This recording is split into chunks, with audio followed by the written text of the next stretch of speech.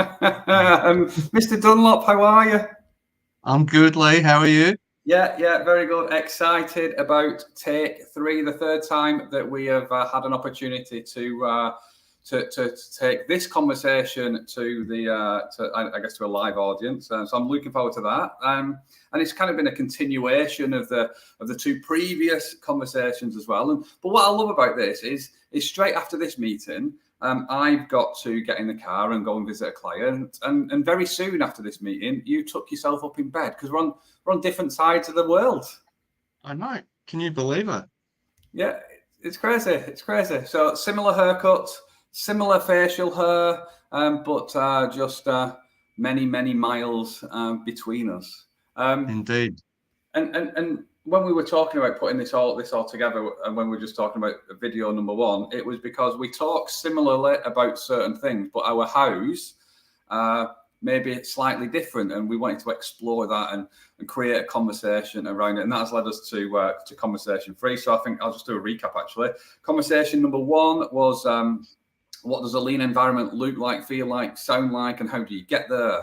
Conversation number 2 was how do you lead in a lean way, or how do you have time or make time to lead in a lean way? Because that was one of the challenges we came up against in conversation 1. And this one is saving time by improving the flow of communication. And when we were talking last time out about leader standard work, and a lot of it was around, or some of it was around communication, the meeting structures and the rhythm. And I think it'd be good to just I guess dive into that really and have a little conversation about what that means to you and how you go about setting about it.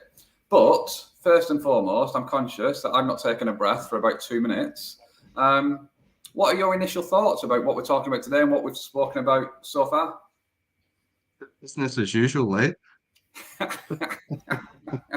So it's I think it's actually, it's interesting that it's really just one big thread. It's one big conversation, and it's sort of interesting how sort of they're quite topical subjects, and I think each of these pieces of the subject matter really just lead in and dovetail into each other. And I think the interesting thing is as well, Lee, that it's definitely for me, and I'm sure it is for you, that these things are everyday conversations with the people that we work with and interact with at all levels of the organization. And I think, certainly, I'm stuck in the backwaters of the world somewhere, but it is they're global issues. They're very human issues. And I think, like I always say, the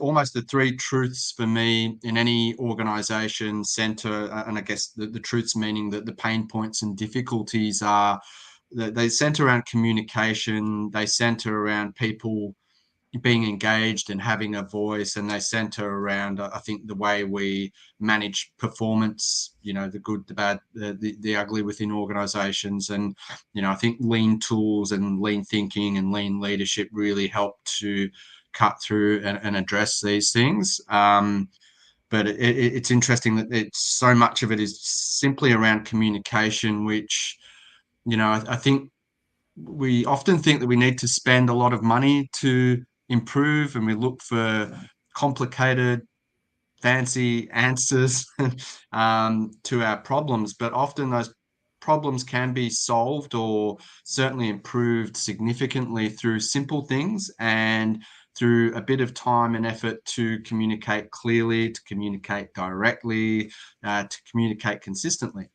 So I think that's maybe some of the things we want to talk about today, and actually how you structure that communication and how you make that happen. And like I'll always keep coming back to, it's then the discipline to execute each and every day, and practice. And I think that's another important word, that you don't necessarily do lean. We're not doing lean, we're practicing lean, and we're learning. We're creating a culture of learning and improvement.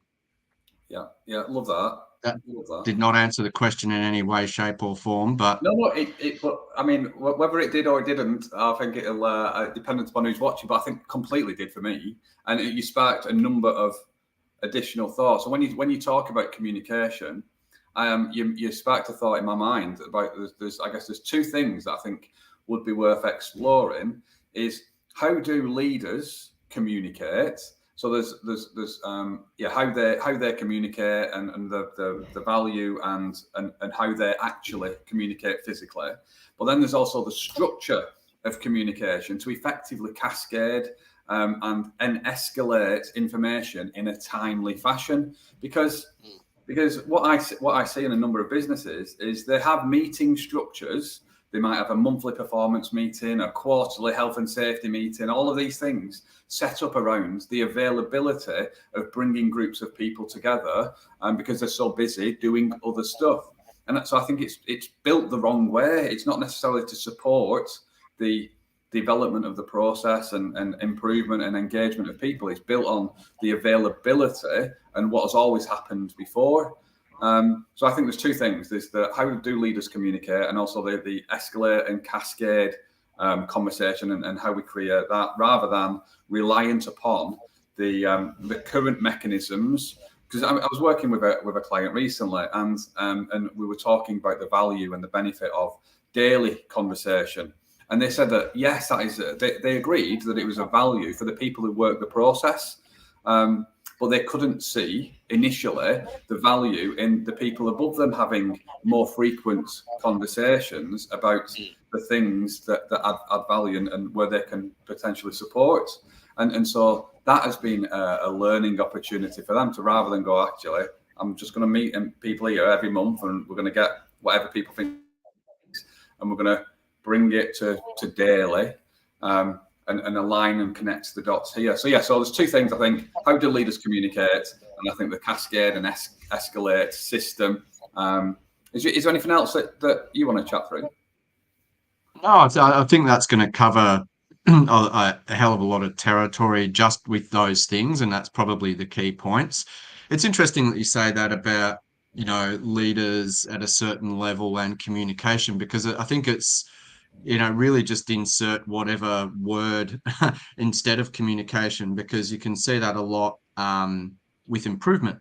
So yeah, we need to do improvement at the shop floor level, but us guys up here, we don't need to do that. So it's an interesting issue. Again, it just keeps highlighting the importance of the attitudes and the commitment of leadership towards business improvement, operational excellence, whatever it might be, that it has to be everyone every day practicing this stuff. It's not just for certain people. It has to have, again, as we know, that full commitment, particularly from those senior leaders.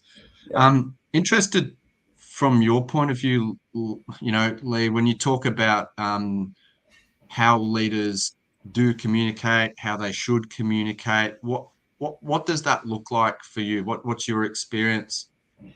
So before I answer that question, we've just had a comment coming from Jack Little, which I'll just share now, and then I will go back to that. It says, you can make big leaps through simple improvements in communication. I think many practitioners focus on making the material flow faster or better, but we often miss the opportunity to improve the information flow. And I think whether that's the information flow of the process or whether the information flow of the ideas of the people within the process. So I think that's a really valid point. And do you, any further build on that for you from Jack's comment? Yeah, no, thanks, Jack. That's a really good one. I think yes, absolutely. We tend to focus on the tools. We tend to focus on the pure flow of information and materials through our process, but we forget the communication part. And the communication part, in my mind, I think about the communication like almost the lubricant. It's the thing that helps everything move along and flow, and that flow of communication has to flow up, down, and across an organization. I think, particularly when we talk about, people need purpose, people need clarity, people need to understand their roles, people need to understand what they're trying to achieve every day. Again, we need that feedback. Again, if we're going to improve a process and we're going to get that flow, well, the only way to understand really what's going on is to engage with the people who do the work, and to engage in a meaningful way and actually listen to them, and then of course act on that. So it's, I don't know, like from my point of view, it's more critical. I think we can do the tools-based approach, and we can take it so far, but without the communication and without the engagement, it just will not work, and it will certainly not be sustainable. Yeah, completely. You've made me reflect on my journey. So when I started this improvement thing in a public sector organisation in 2006, and I was sheep dipped in training about the tools, the techniques, and stuff, and how a performance board will help the process, and how workplace organisation will help. So I was trained in the tools. And then it's only over time. In fact, actually, I put a LinkedIn post out yesterday and one similar back end of last week, which is around 15, 20 years ago, people and consultants were focusing purely on productivity and cost and quality, like the business target results, which drove particular behaviours and improvement activities. And then 10 years ago, say probably a few more, customer experience and customer satisfaction was the prominent thing. So people chased that because they'd made the strong links between satisfaction and revenue, and more satisfied customers bring that. And then about 5 to 10 years ago, I guess it was more popular to talk about well-being and employee engagement, because people had made the links between employee engagement and customer satisfaction and business revenue. But I think this is missing the point in terms of sustainability, and I think this is why this conversation we're having today is so important, because I think in a conversation number one, we mentioned about what I believe the two most important metrics: the number of ideas that people are having, and the length of time between idea, conversation, and action. And I think if you're just going across introducing the tools and just focusing on the process, you're not necessarily creating an environment to create more ideas in people. So to answer your question from 5 minutes ago, which I haven't forgotten, in how leaders should communicate, it should be in a way that is generating more ideas, more thoughts in people, and then giving them the space to share them. So I guess it's listening first, but sometimes to listen first, you've got to create the environment, but you've got to ask a question first. I facilitated a leadership session yesterday, and my opening icebreaker, and I use this in a lot of workshops, is what tells your name and what did you have for your tea last night? And or dinner, depends upon how posh they are and which part of the country they're from and stuff. And the reason why I ask that is because within 5 minutes, everybody in the room has found out something different about the person and everybody in the room than they knew 5 minutes before. And I think, to answer your question, it's about the quality of the questions that we are asking as leaders, and asking different questions gets better answers. And we are in a state at the minute where we just ask the same question every single day of our people. How are you? How was your weekend?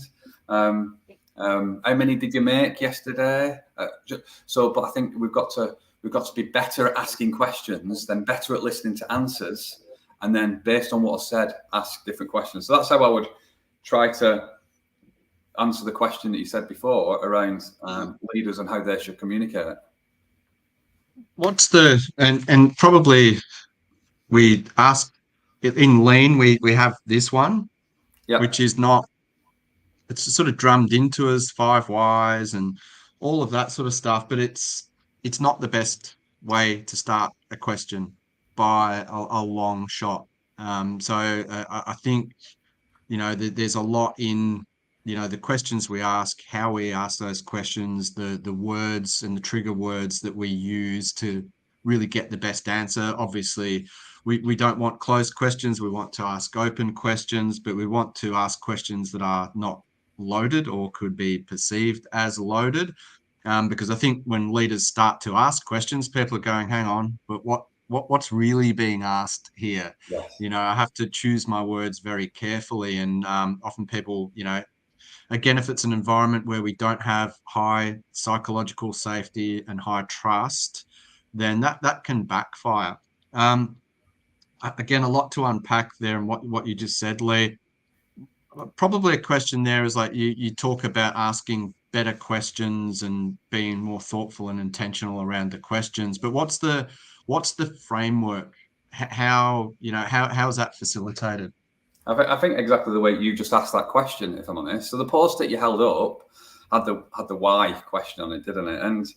And because practitioners or improvement people are trained to fix processes first, that's why is drilled into them, because why is a problem solving question that focuses on a process. If you ask somebody why did you do that, why did that happen, it's quite personal, and you'll get you're putting that person on the back foot straight away. The question that you just asked me then was a what or a how question, which is expansive. It opens it up and it depersonalizes the situation. What caused that to happen? How did that occur? What are you thinking? What else? And I think if your default is to ask why, then you're initially starting in a less safe place for the person that you're expecting to respond to the question. And so I say, in terms of framework, I think firstly it's trying to move away from why and open with what or how. And we're taught as well. So whether some people watching may have had kata training, and there's 5 set kata questions, isn't there? Or patterned questions, and we're taught, and like the 3 C's is 3 set patterned questions, and that might be the best way for people to learn, is to identify the key pattern questions first, but then through using those, ask better and more deepening questions based on what has been said, and just leave it as open as possible. And I think what you said as well is you sparked a thought about people really have trouble not biasing their question with their own thoughts, and I think that is a better place for a leader to be, is when they're asking a question not based on their own belief, but just based on what has been said, to let the other person explore their thinking. And I think it's Simon Sinek that says leaders eat last, isn't it, or something like that. And what I take from that is if a leader should speak last, because if not, then they are biasing the views and the opinions of everybody else in the room. And you just try to create as safe and open space as possible. Bit waffly that answer, but hopefully that was helpful.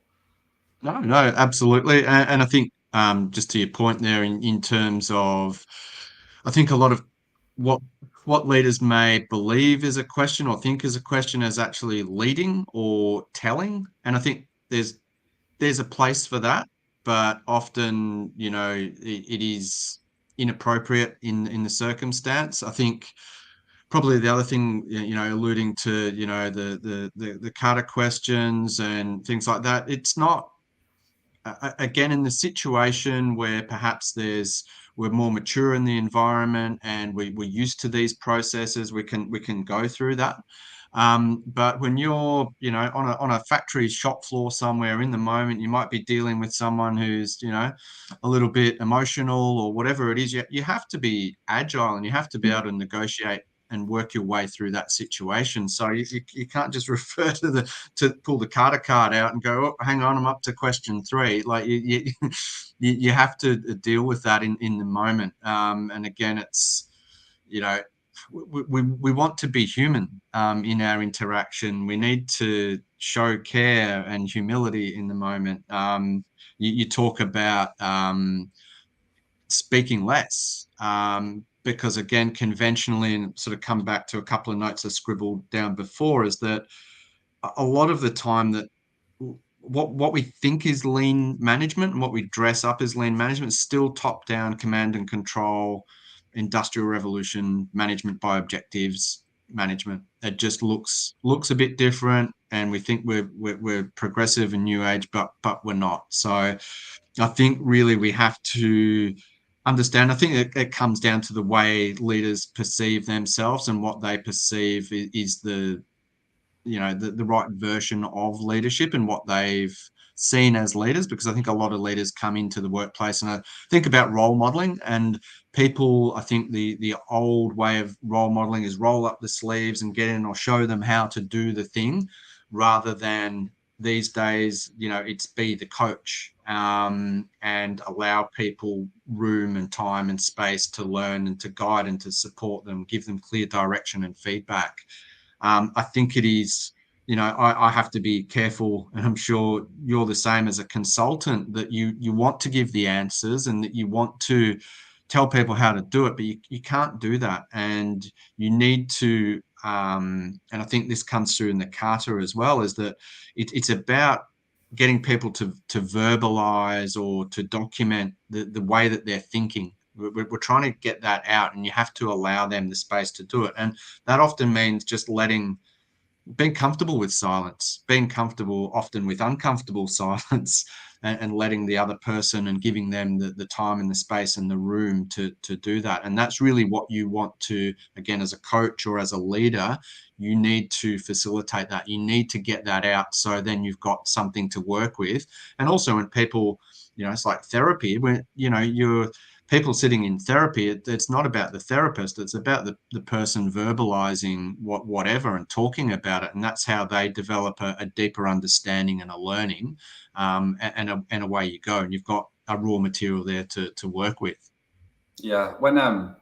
When you were speaking then, I found myself nodding along with what you were saying. And sometimes I think some of our non-verbal communication can bias the views and thoughts of the people when they're talking as well. And I think that can be really quite difficult, because I guess in terms of how much of a coach you want to be, sometimes it's better to make absolutely no movements, to just really not bias the person. But exactly like you're doing there, you're nodding your head in a proof, and then that might then make me carry on talking, because Paul really believes what I'm saying, so I'm going to carry on and elaborate these points and stuff. And I think it's about understanding how you are as a leader, how you best communicate, and what's important, and where you're trying to get to, as well. Because not all leaders want to be coaches, and not all people who work for us want to be coached either. And I've been in some situations when I've been learning about what I do when I was a leader and stuff, and people would have a go at me for asking questions, and they would go, "Just tell me what you want me to do." And I think and by understanding the dynamic of your team, understanding each individual, and having that connection, can allow you to really create a high performing team, understanding everybody in it, because it can be quite frustrating for people. And my mum used to always say when I was growing up, "Lee, don't answer a question with a question." But now I find I do that for my living. So I don't know what my mum would actually think of me doing this as a career now, where I'm just completely rebelling against her. Yeah, my wife loves it when I answer a question with a question. Interesting. Interesting points there. I think that the non-verbal communication is a really, really, really important one. One that I don't think we pay enough attention to. So again, leadership always starts, I think, with awareness of the self. And I think you have to be aware. You have to catch yourself in the moment and be present and understand. Yeah, if you're nodding along because Lee's talking bullshit and you're letting him talk, that's we can't have that. But again, open or closed body language, because I know I'll catch myself and I'll know I'm standing there like that or that, and I have to open myself up. I have to make eye contact. I have to do those things. So I think that's really, really important, because those non-verbal signals and cues mean a lot, because that's literally going to stop people and shut people down. If you're, if you're not there in the moment, you're not present, you're not showing them that you're absolutely there and you're genuinely listening. Because we can say we're listening, but are we really listening? Even opening your mouth and looking like you're ready to speak again. Well, they know you're not listening if all you're thinking about is the next thing that you want to say. So there's, I think there's a lot in that. Again, awareness of talking less, awareness of your body language is really, really critical. Yeah, I think I think we might have enough material to have conversation for at a later date. But when we're talking here, you're sparking many thoughts as well, and there's three things I think. There's where are we going? There's what are we using and how are we being? And what I mean, and a lot of people, when I 12 months ago, I was supporting some improvement coaches, and they were fixated on what are we using, so making the tool as effective as they possibly can. But they missed a lot of coaching opportunities for how the leader was being, and that comes down to the questions, the listening, and all of those parts of it, as opposed to just making sure that the board was labelled and they had all the right categories on and stuff. And so they were, and I guess it's the sweet spot of these three circles. Where are we going?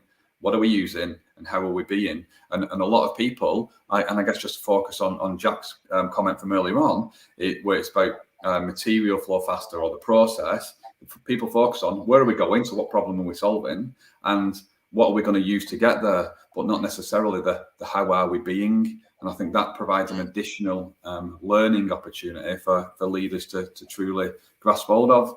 And I guess we've called this saving time by improving communication flow. This sounds to me, maybe if somebody's watching this, they're going, but this will take longer. This will not save me time. This will take me more time. How would you answer that? Yeah, it's a very common comment when implementing daily management systems. I'm sure you get it. I get it all the time. Is that, hang on, that's another 10 or 15 minutes out of my day, and I'm already busy. I'm already overwhelmed. My team are busy. We've got to get product out the door or service delivered. How are we going to do this? This is just a waste of time. So that's the immediate response. And even once those structures are implemented, it's still an ongoing struggle and there's resistance there. I guess how I would answer that is always think about the fact that utilizing the lean tools is an investment, right? It's an investment in time. Our lean tools should be there to help us control and monitor a process and also improve a process. And we need time to do that. And I think that's always a point of tension in any organization when we start to get into continuous improvement, is that time. And I posted about that today as well. Like I'm becoming in my consulting, it's more about, I'm more like a time management or a self-management or a self-discipline consultant than I am a lean consultant, because it's really helping people to find the time initially to then make the investment and be proactive. So get out of the weeds, get out of the busyness, which is epidemic in our work, it's epidemic in our society, to then focus on the right things. I'm reading the book Essentialism at the minute, which is all about this. It's about focusing on the priorities. What is the main thing? Like here and now, there can't be, if everything's important, nothing's important. If it's either there's one priority, it's not five different things that are, it can't be. And we have to really sift out what's urgent from what's important. And sometimes that's hard to differentiate, but we need to make better choices.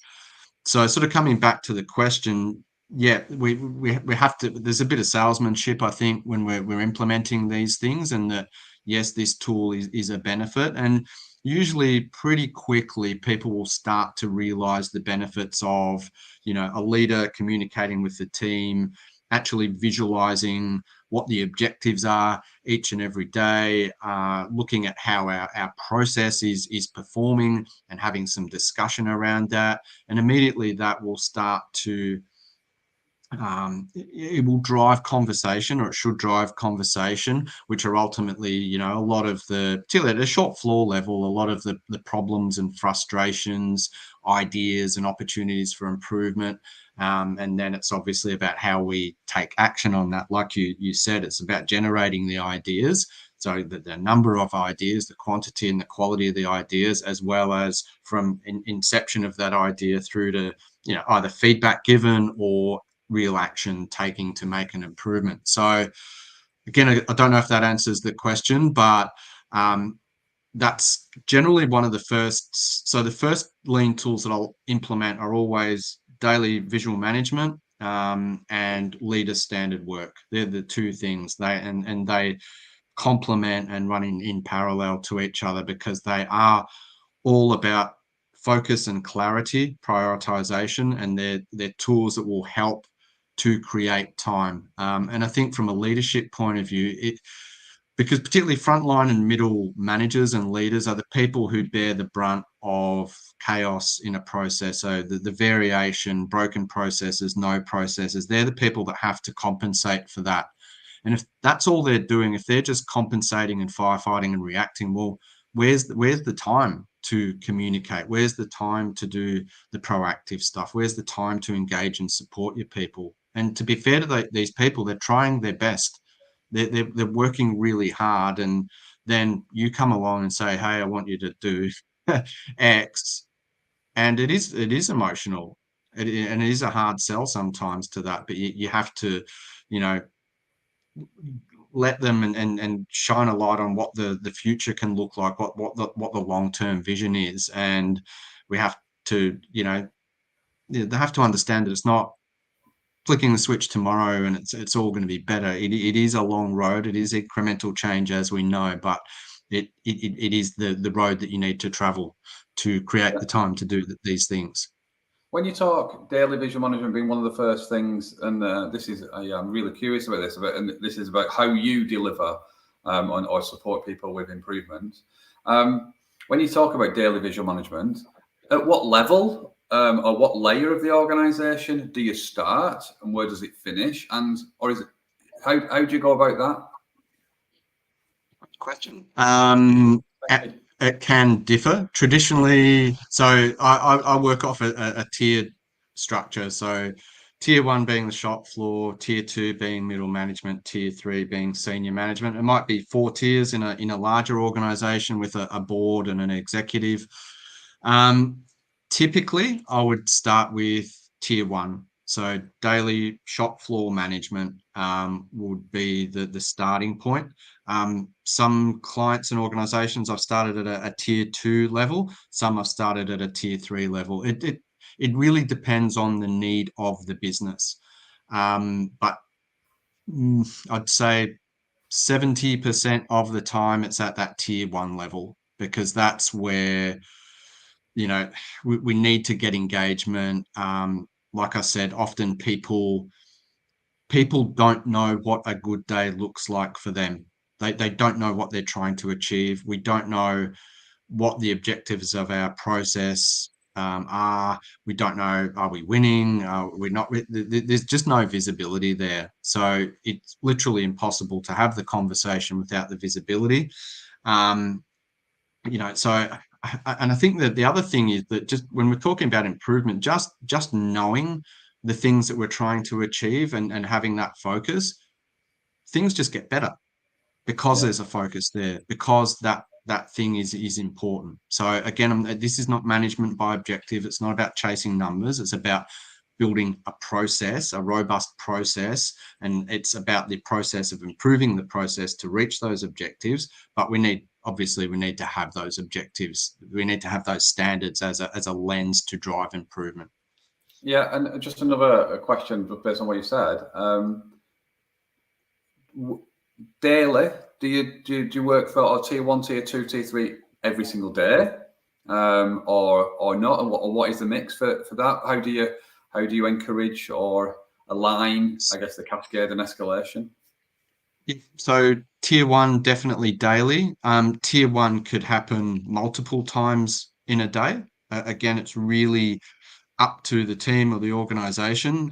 Some clients, it's a morning meeting. Sometimes it's a mid-morning meeting. Sometimes it's a morning meeting and an afternoon meeting that's bookended. Tier 2, again, that's definitely daily. So the tier 2, so we're starting to look at the cascade and the flow of communication. So tier 1 should happen first thing at the start of a day or the start of a shift. That meeting occurs, we review the previous day, we go through the metrics, we set the plan for the day, away we go. And again, I'll just step back. The purpose of a daily meeting is to drive the conversation and capture improvement opportunities. That's the whole point. That's just it. The visual metrics are there to drive the conversation and the engagement, as far as I'm concerned. End of story. So then those outputs of the tier 1, the tier 2 then acts as a support mechanism.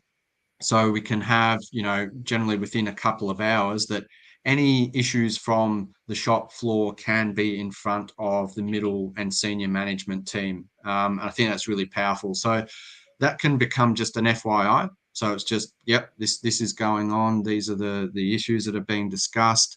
It could require some resources to be allocated. It could require a decision to be made. It's an opportunity for the senior team to provide feedback and close that loop.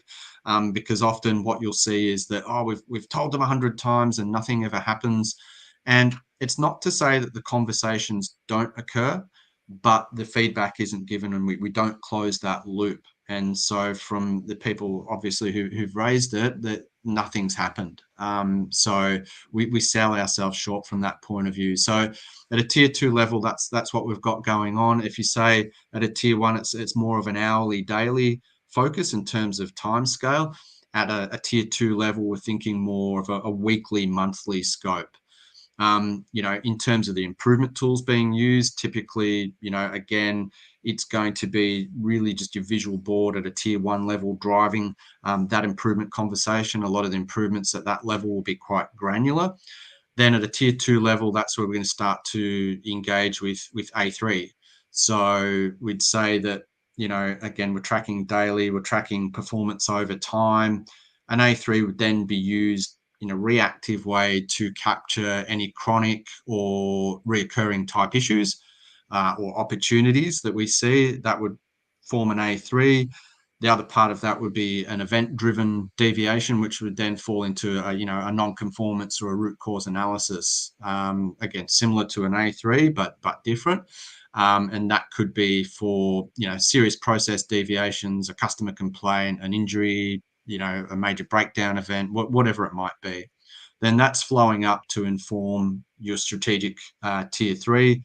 Tier 3 wouldn't be daily. Tier 3 could be weekly, it could be fortnightly, certainly monthly. And that's, again, a quarterly, yearly view. And that's, again, where we're, essentially using the feedback from the tier 1 and tier 2 to inform our strategic direction. It's, obviously from a Hoshin, it's steering the ship type thing. From a tier 3, we're deploying our strategy. So that's cascading back down. Again, A3 would be our project management or our proactive improvement tool, cascading down to tier 1. From a strategic point of view, obviously, I think businesses either have no strategy, businesses just have a number is a strategy, or the strategy is a laundry list or a wish list of stuff. The executive will go away for a weekend and have a few glasses of wine and put a lovely looking strategy together. Yeah. And as you know, we get to the back end of the year and go, oh, holy shit, we've done little bits of lots of stuff, but we actually haven't achieved much. So again, it's about being very clear and concise and distilling those measures down through the organization. So again, they align, they're clear, and they're simple. Amazing. So there is, as there always is, there's slight differences in how, because how we approach this, because we're tackling different problems, working with different clients, and stuff. And I always try to create an effective cascade and escalation within a day, if possible, dependent upon the size of the organisation, dependent upon what the organisation does as well. Because I find that a lot of organisations don't cascade effectively. And in terms of escalation, they escalate the same things every day.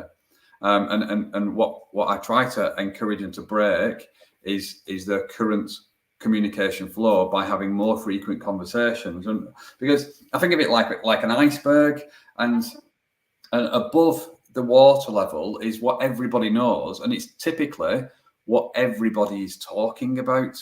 And you might have a tier 1, a tier 2, and a tier 3 having exactly the same conversation every single day, but it's pointless or it's less value at different levels, because sometimes it's out of the control of the people or some people and stuff. And I think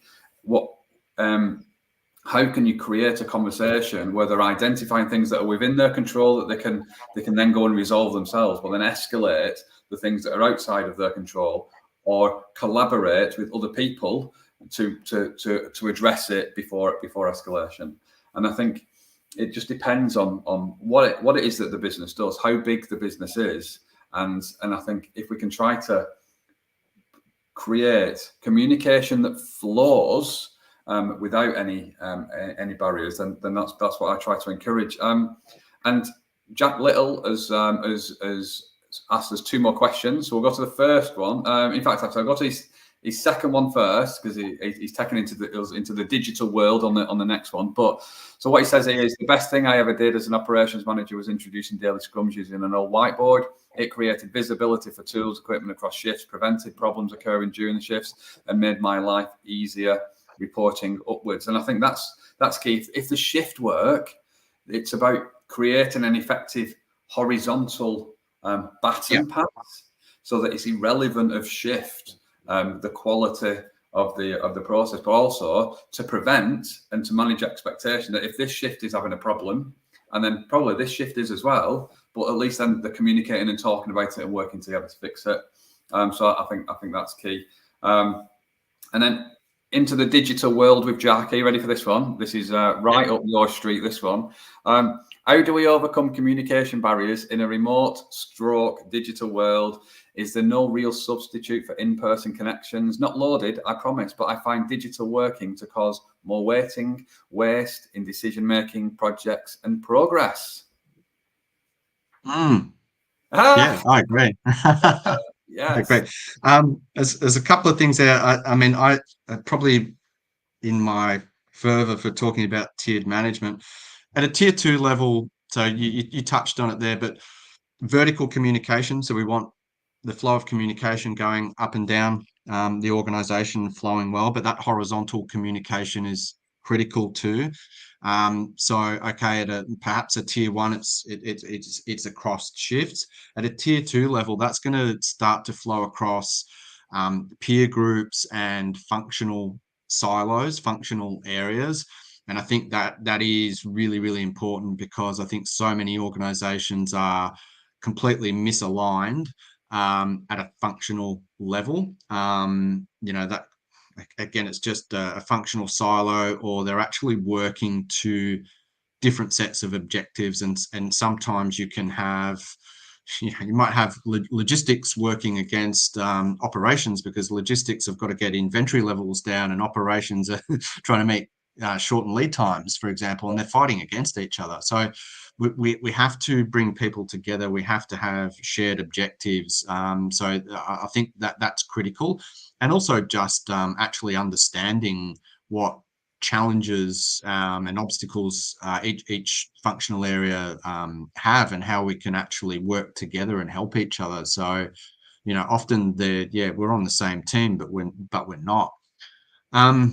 In terms of the digital side of things, so I guess I might come at this, I think, yes, in the digital age, there's definitely a place for, so we're doing this, right? But it's still not as great as sitting in the same room and being face to face and feeling and seeing the things that we can. But I think it serves a purpose in terms of, so then I guess I'll talk about my digital experience with communication and lean tools. There's definitely opportunity there, and I think a really big missed opportunity. And when I talk about digitization is not just putting a Excel chart up on a screen or putting, line rates or whatever information up on a screen. That's not digitization of improvement. So there are tools, out there that can be used in conjunction with the conventional whiteboards and lean tools to,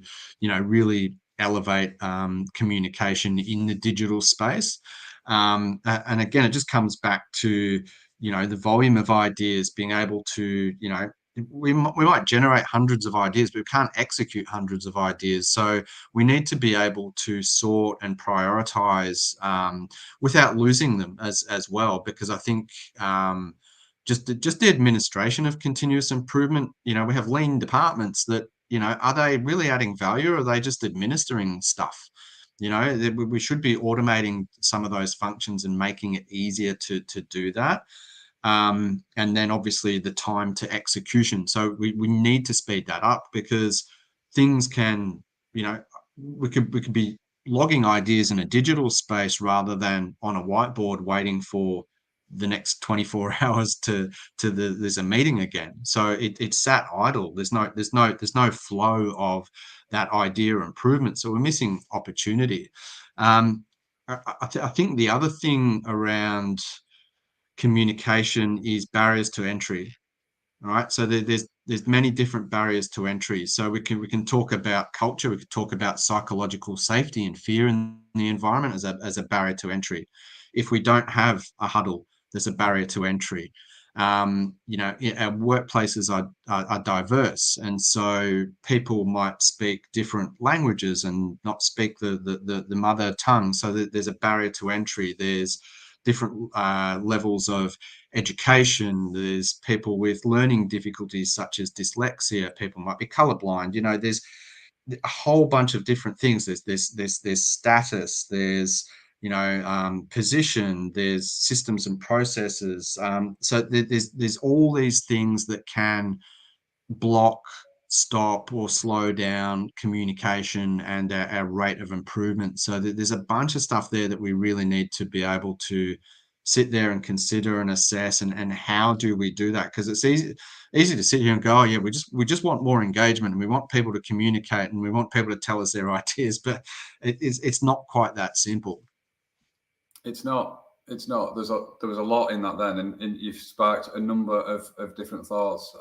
Because when Jack says, "Is there no real substitute for in-person connection?" I am somebody that I love being in a room with people. I love being in a client environment and chatting and walking and meeting and asking and stuff and listening, and I feel personally that I get so much more value and out of that, and I do, as you do, Paul. We do talking on stages and virtual sessions and stuff, and I feel that I am not as good when it's like this as when I am on stage. However, the feedback is pretty similar.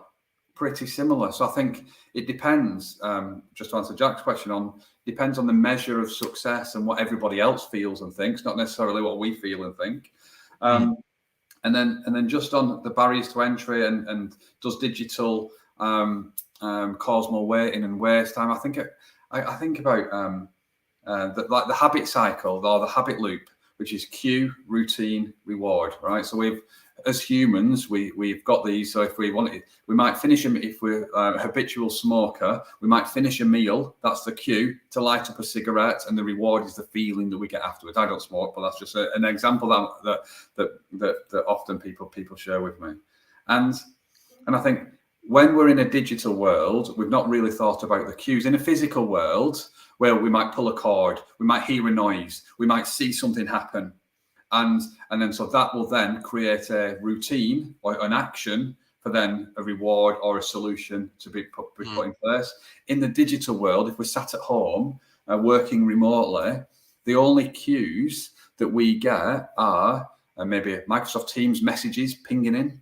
It might be a calendar invite to say that we've got on. We're missing all of the other visible, audible cues and signals to take action. And I think what we've not done yet, we've not been clever enough in organisationally to go, well, what are the cues that we need to create? What we do is we'll put a meeting in for that. We'll put a meeting in for that, and we'll put a meeting in for that, which then takes more time. So I just think we just need to take a step back and really think about what are the cues, what are the routines that we're trying to create, the habits and behaviours that we want to create, and the rewards and where we're going. And that comes back to those three things I said before. Where are we going? What are we using? And how are we being? And I think really that is the challenge that people aren't tackling yet. They're just looking at it and going, everybody can work from home. Yes, they can work from home doing the process, but everything else that we're talking about, like the communication, is more of a challenge because we've not thought about it. Yeah. Interesting. There's a bit to think about on that. I mean, I think you also have to think about, well, what is actually possible and what is not possible. There's absolutely limits there. There is no substitute for the human component, the human interaction.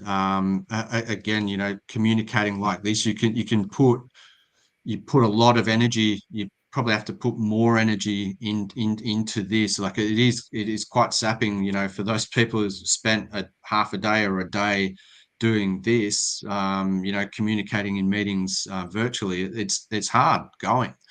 And you don't, okay, you get some feedback, but you don't get the energy back, and you're missing so many of those, you know, physical cues, and it is very difficult. I don't think you really get the full, you know, in terms of the reward and the recognition part. I don't think you fully get that either. So I think there are definitely some limits to that, and it's, you know, I don't think it's particularly healthy for people to work 100% remotely, removed from other people. I just don't think it's a good thing, and I don't think it's particularly sustainable or healthy in many respects. Yeah, no, completely conscious of the time, and you've got a bed that you need to curl up into, and I've got a client I need to get to.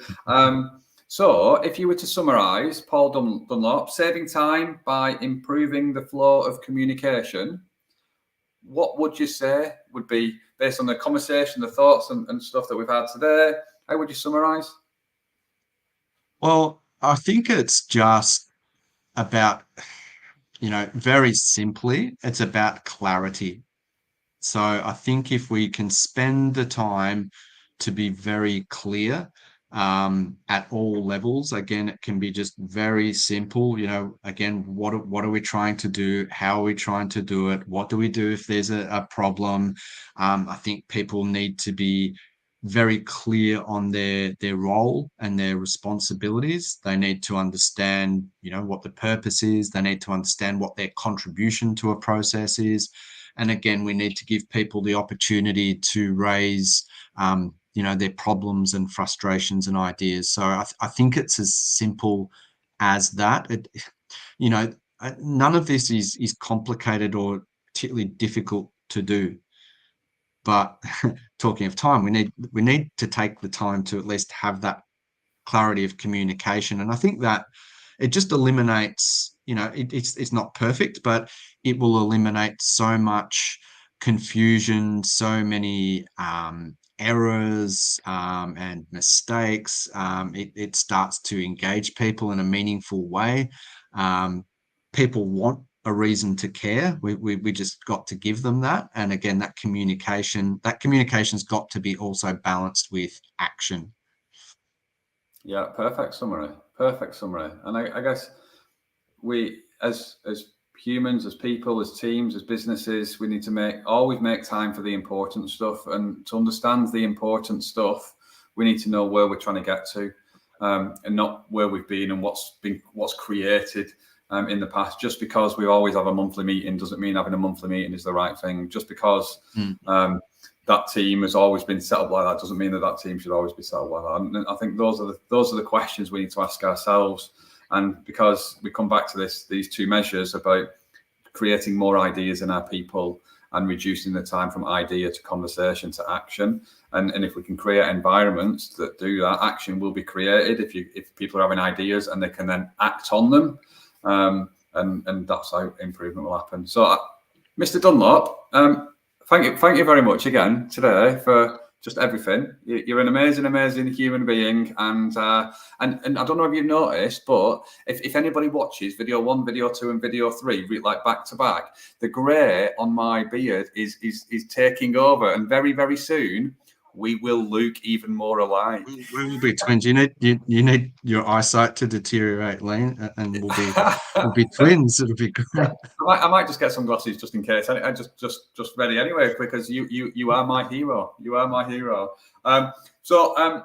Conversation number 4. Shall we do that one in a couple of weeks' time? And what are we doing? What do you propose we discuss?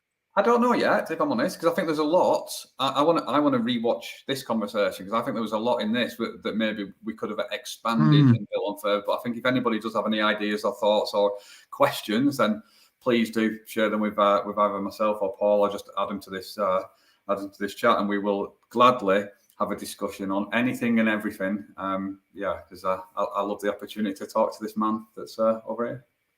No, same goes, Lee, and really appreciate everything. Appreciate your beautiful mind, and appreciate everybody who's turned up to watch, even if it only is Jack. Thank you, Jack, for some great questions.